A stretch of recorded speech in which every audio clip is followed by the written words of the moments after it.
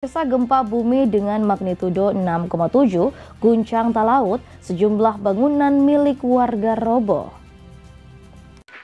Inilah video milik warga yang merekam satu unit bangunan yang rata dengan tanah akibat guncangan gempa yang terjadi pada Selasa 9 Januari 2024.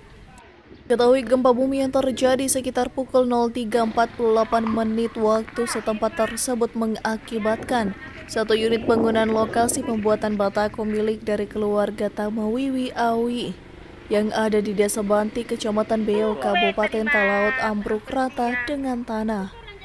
Berdasarkan analisis BMKG, gempa bumi tersebut memiliki parameter update dengan magnitudo 6,7 dengan epicenter gempa bumi yang terletak di laut dengan jarak 97 km arah barat laut Kota Melongoane.